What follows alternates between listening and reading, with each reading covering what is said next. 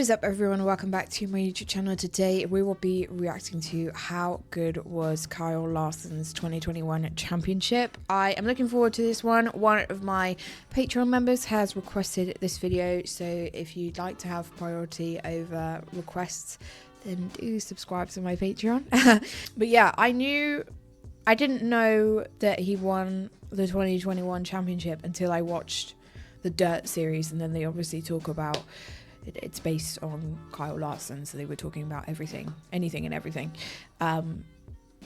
So when he mentioned that, I knew he had won a championship. I didn't know it was 2021 that he won. So when they were talking about it, I was like, oh, I want to know more about that. And I didn't know there was this video until one of my Patreon members requested it. So I'm looking forward to this one, and I'm going to stop waffling on and we'll just get straight into it. With the ending of the 2021 NASCAR Cup Series season, we all saw Kyle Larson finish off a great season with a championship victory at the Phoenix Raceway. And while it's been a very, very, very good season, a lot of people are putting it on a huge pedestal. And today I want to look at how good that season was. Okay, tell me more.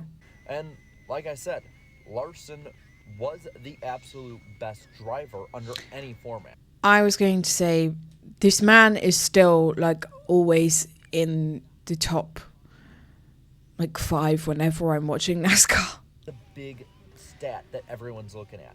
It's the first time since 2007 that someone has had double-digit wins in a season.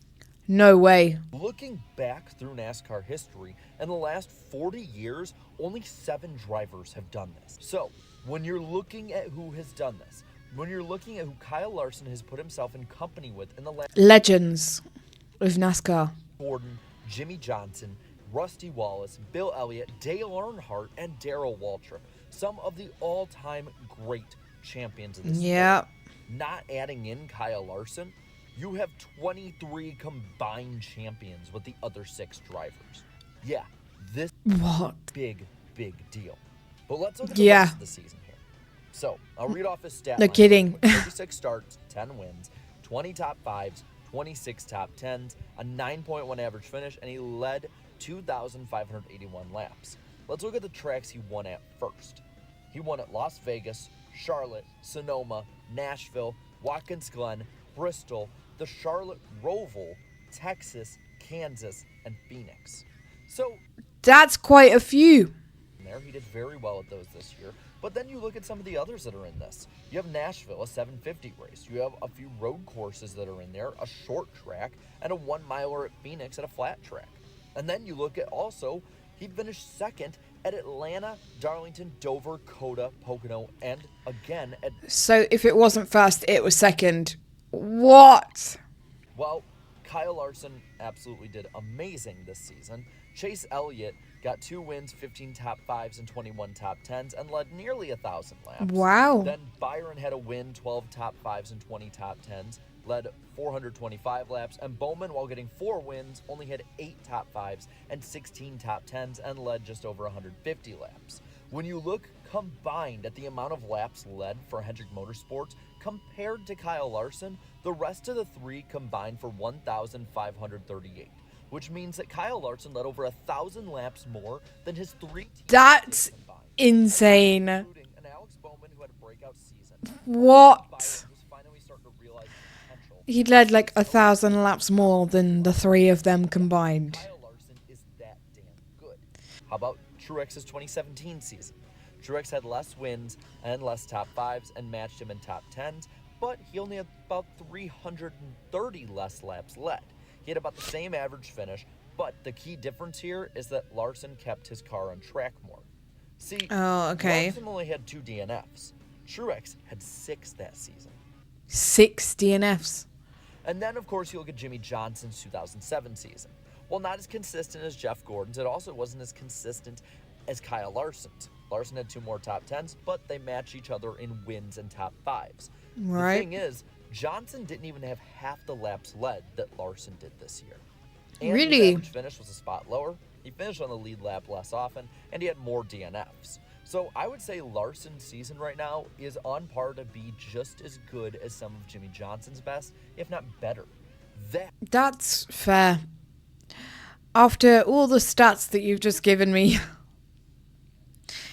That's fair.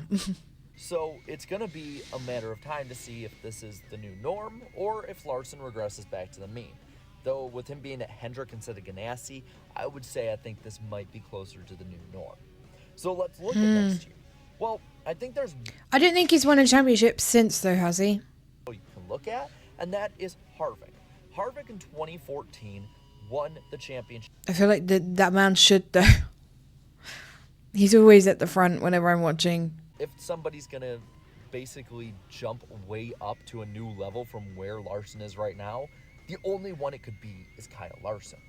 If you look back as well, some guys didn't have as good of second years compared to their first. I don't think Larson's going to do that, especially with the win and year in format.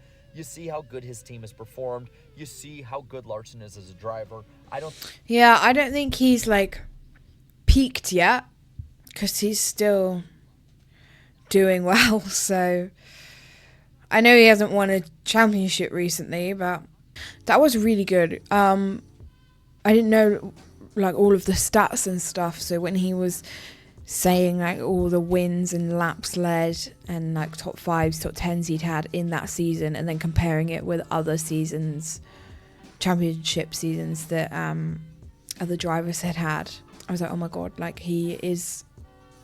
that season is up there with some of the greats that he just mentioned, which was fascinating to me. I mean, I'd like to see Larson win another championship now that I'm watching. I mean, he's still, like I said, he's still at the front most of the races. He's winning. He just won the last race. Not the last race, the race before that.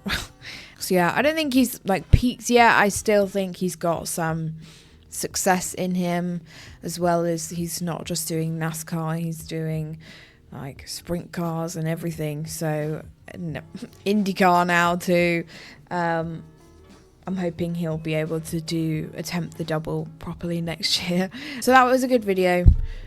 I did enjoy it. So shout out to my Patreon members for suggesting this video. And if you'd like to request any more videos, drop them in the comments or on my Patreon, and I will work through your suggestions. If you did want to check out any of my other socials, they are all linked down below. If you want to become a member on this channel and receive exclusive perks, you can also do that by hitting the join button down below. But I hope you enjoyed today's reaction, and I will catch you next time for the next one. Bye.